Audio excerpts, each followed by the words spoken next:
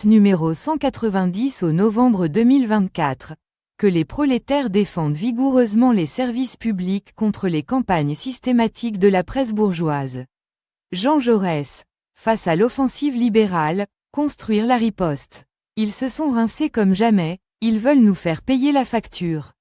Le gouvernement Barnier porte un projet budgétaire d'austérité d'une brutalité inouïe qui pèsera sur la majeure partie de la population tandis que, comme d'habitude, la minorité la plus aisée refuse de participer à l'effort de solidarité. Au programme de Barnier et de ses complices, c'est le report de l'indexation des pensions sur l'inflation, le recul des remboursements par la sécurité sociale, le gel du point d'indice des fonctionnaires, la baisse de la rémunération pendant les arrêts maladie, l'augmentation du nombre de jours de carence, la suppression de postes de fonctionnaires si utiles à la population, etc. En commission, des députés viennent d'approuver le passage d'1 à 3 jours de carence dans la fonction publique, ainsi que l'abaissement de 100 à 90% de la rémunération des agents publics en arrêt maladie de courte durée. La mesure est soutenue par le camp présidentiel, par la droite, ainsi que par le RN. L'alliance politique nauséabonde à la manœuvre fait tomber les masques sans grande surprise. Le plan Barnier, soutenu par toute cette ribambelle de profiteurs, c'est aussi 15 milliards en moins pour notre sécu. Les déserts médicaux s'accentuent, 7 millions de personnes sont sans médecin traitant, les tarifs des mutuelles explosent, comme les franchises et les dépassements d'honoraires. 36% des personnes renoncent aux soins. Les urgences sont saturées et les personnels épuisés. Les hôpitaux et maternités de proximité réduits, privatisés ou fermés, les centres d'IVG menacés, la psychiatrie complètement asphyxiée, les EHPAD en cessation de paiement, etc. Mais les juteux profits des cliniques privées de plus en plus inaccessibles à la majorité de la population se portent bien. Les consultations médicales doivent aussi augmenter de 26,50 € à 30 € avec un remboursement de la Sécu passant de 70% à 60%. Résultat, le milliard d'économies va être transféré sur nous par de nouvelles augmentations des mutuelles. La privatisation de notre Sécu au profit des complémentaires où chacun cotise selon ses moyens et reçoit donc selon ses possibilités est un vol. Résultat, les frais de gestion sont multipliés par 7. Notre Sécu n'a pas à financer le secteur lucratif et les fonds de pension dont les investissements ont doublé en 10 ans, biologie, imagerie, clinique, centre de santé, EHPAD, etc. Il faut savoir que le pourcentage d'augmentation des dépenses maladie de l'Ondam hospitalier est un véritable trompe-l'œil puisque du fait de l'inflation, la véritable augmentation n'est que de 0,2%. Nous ne pourrons pas dire que nous ne savions pas. Nous ne pourrons pas nous plaindre si nous n'avons pas bougé. Trop, c'est trop et c'est le devoir de chacun d'entre nous d'agir collectivement. Tous nos services doivent être fermés comme tous les services publics. Tous unis CE 5 décembre, tous dans la rue. Chez nous, lisez vos tracts. On ne peut pas toujours dire que l'on n'est pas prévenu, c'est dans les tracts. Pôle muséal, un manque de moyens devenu critique. Cela fait longtemps que nous dénonçons la réduction des moyens qui est telle que ces derniers ne suffisent tout simplement plus à assurer un fonctionnement continu de ces deux structures. Encore tout récemment, le musée des Beaux-Arts s'est retrouvé à plusieurs reprises fermé par manque d'agents, privant inopinément les usagers des visites prévues. Il faut savoir que le nombre de départs en retraite dans les prochaines années sera important, ce qui est encore moins rassurant si les embauches ne suivent pas. Nous avons en conséquence alerté l'autorité territoriale qui est restée muette dans un premier temps avant de faire quelques promesses à nouveau. Allez Madame le maire, montrez que les conditions de travail des agents de ces deux structures vous tiennent à cœur, montrez que vous êtes attaché au service public de la culture. Par exemple, il n'y a plus qu'un seul médiateur, allez, vous en recrutez un autre, etc. Évaluation, le même cirque va-t-il continuer? C'est donc parti pour le grand rush des évaluations 2024. Va-t-on assister encore une fois à du grand n'importe quoi? Nous pouvons déjà vous dire que plusieurs des évaluations 2023 connaîtront leur épilogue devant les instances judiciaires faute de dialogue, de critères objectifs et aussi avouons-le, de mauvaise foi. Très majoritairement, l'autorité territoriale n'a pas souhaité rétablir les faits, c'est plus que dommageable. Mieux, celle-ci, visiblement mal renseignée, nous ne voyons pas d'autre explication, a même affirmé qu'un des agents avait finalement été informé des griefs retenus par la haute hiérarchie contre lui, après le passage en cap, C, et plus que le minimum, justifiant la baisse drastique de son évaluation. Eh bien, c'est faux. Il convient de rappeler aux collègues que leurs évaluations valaient suivre toute leur carrière leur portant préjudice pour les avancements de grade, le RIFSEP, les éventuelles mutations, etc. Nous devons considérer que défendre ses droits, lutter pour la justice, se battre pour son honneur sont du devoir de chacun d'entre nous. N'hésitez pas à nous contacter si vous estimez être injustement évalué. Avancement de grade, promotion et ligne de directrice de gestion, l'opacité. De nombreux collègues se sentent lésés chaque année lors des avancées de grade. Tout d'abord, nous noterons que même s'il y a un léger effort de fait depuis quelques années envers les adjoints techniques suite au mouvement de grève de ces derniers en notre collectivité, le compte n'y est pas, loin de là. Les ratios de 100% sont votés et hormis les quotas, beaucoup plus d'agents pourraient se voir enfin récompensés. Nous avons aussi revendiqué lors de notre dernière rencontre majorable la refonte des critères. La réponse aura été, par simple choix majoral, que le bilan ainsi que des éventuelles modifications se feront après les prochaines élections municipales. Nous n'avons pas bien compris le lien. Un nombre d'agents ont par ailleurs sollicité, devant l'opacité du système, d'obtenir la copie de leurs points. Premièrement, un certain nombre d'entre eux n'en ont toujours pas reçu la copie. Nous ne disons de suite, ils ne vont pas attendre 10 ans. Deuxièmement, il faut l'avouer, cette dernière ne permet pas de pouvoir comparer, ce que la transparence exigerait d'ailleurs, ni même de pouvoir se situer en fonction de sa place ou du nombre de points requis à minima pour être nommé. La colère est un art aussi. Ça rame mais on ne lâchera. Les camarades de Sud ont travaillé sur une critique de ligne directrice de gestion. Lorsque celle-ci sera terminée, vous serez bien entendu appelé à préciser et, ou enrichir le texte pour mieux vous l'approprier. Ça craque à l'aide sociale du CCAS. Les promesses n'engagent que ceux qui les croient. Voici qu'à l'aide sociale, 2 agents viennent d'être stagiairisés, enfin pourrait-on dire. Gros bémol ici, le 3e est resté sur le carreau. Vous comprendrez l'incompréhension de ses collègues au sort réservé à l'agent en question, reconnu pour son travail remarquable depuis plusieurs années au service de la collectivité. Sa situation doit être revue. Aide sociale toujours, ça commence à craquer à l'antenne du Beaumarais. Le nombre de dossiers croît de plus en plus et les moyens en personnel toujours pas. Madame la Présidente, lorsque les conditions de travail se dégradent, le service public aussi. N'attendez que nos agents craquent car cela sera encore pire. La victoire de Sud au tribunal contre les congés imposés fait des émules. Et c'est tant mieux, même si un certain nombre d'agents ont pu constater sur Extranet que la CGT demandait par écrit la restitution des congés imposés pendant la période Covid se fondant sur le jugement de ce 23 mai du tribunal administratif de Lille. Ce n'est tout de même pas nous qui avons porté le dossier de bout en bout qui allons le contester.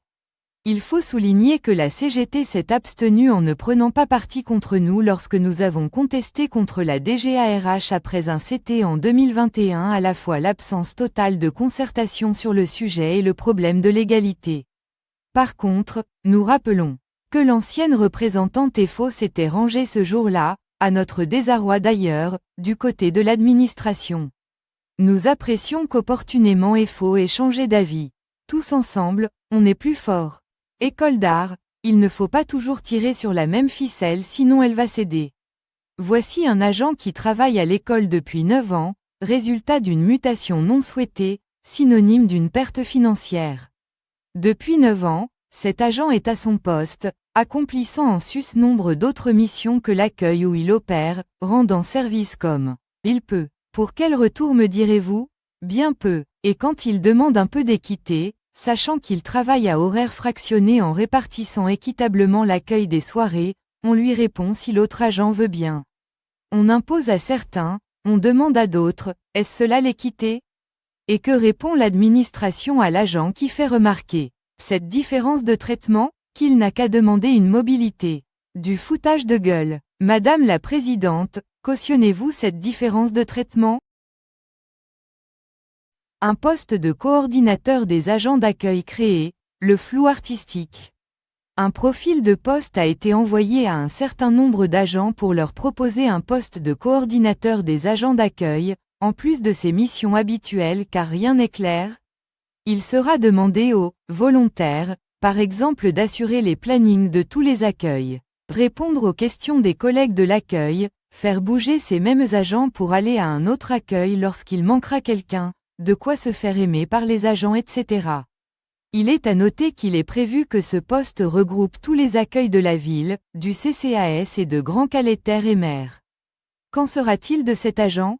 Sera-t-il affecté à Grand Calais? Quelle sera sa catégorie? Et pour les collègues de l'accueil, vont-ils quitter leur direction pour aller sous la direction de ce coordinateur?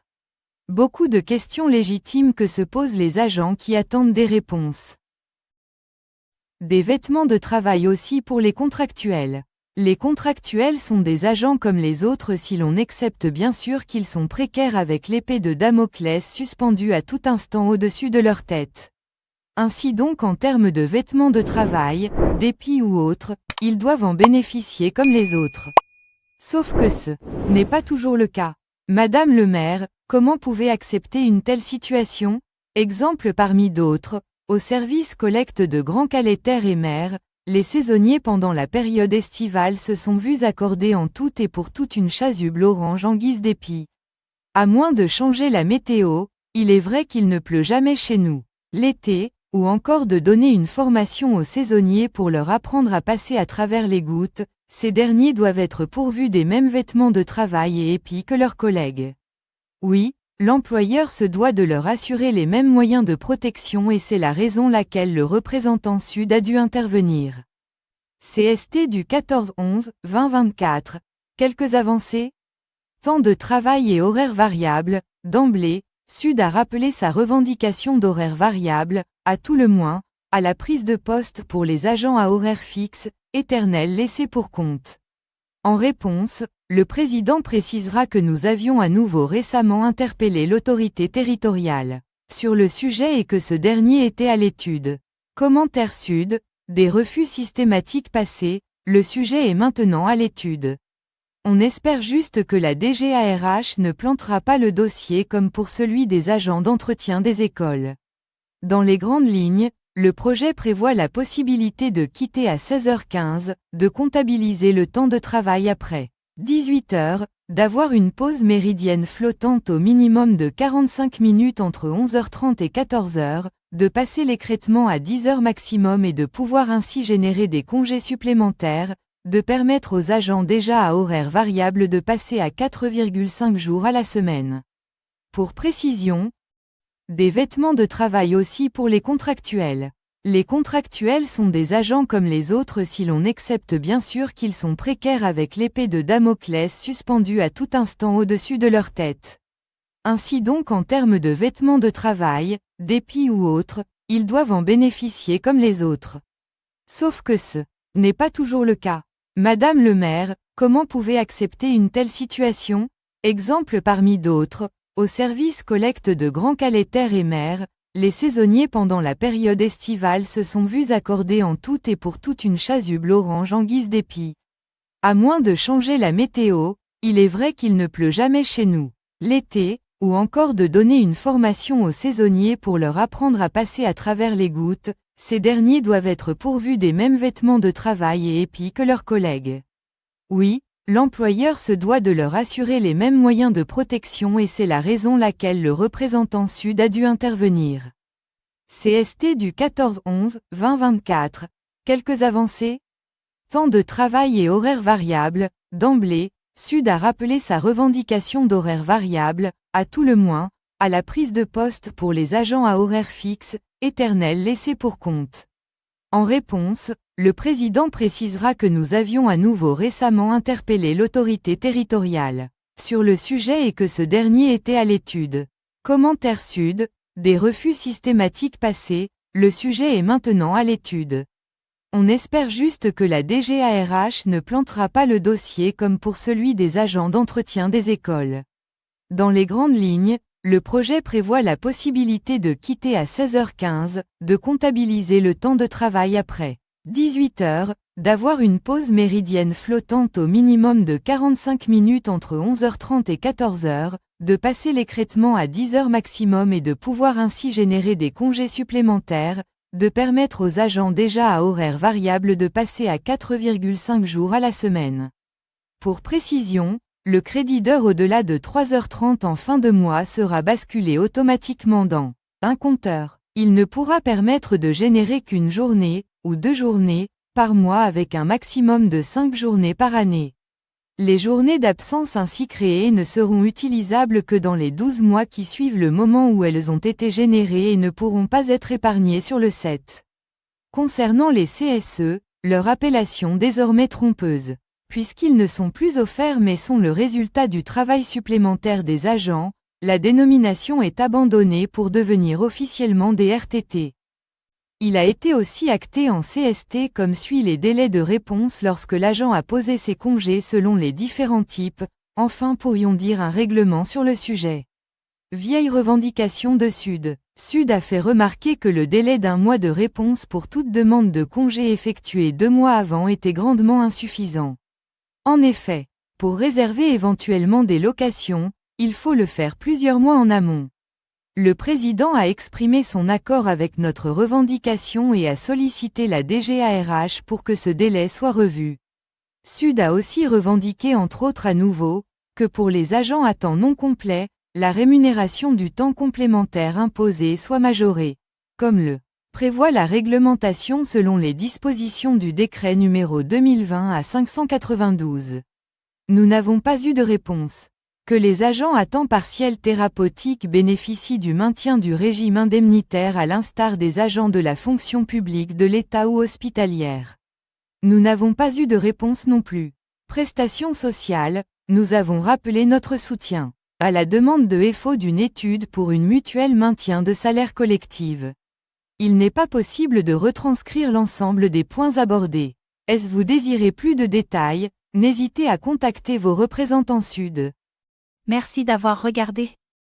Si vous avez apprécié cette vidéo, n'oubliez pas de vous abonner, de mettre un pouce bleu, d'activer les notifications pour être informé de nos prochaines vidéos, et n'hésitez pas à partager sur vos réseaux sociaux. Votre soutien est essentiel pour nous. À bientôt sur votre chaîne Sud CT62.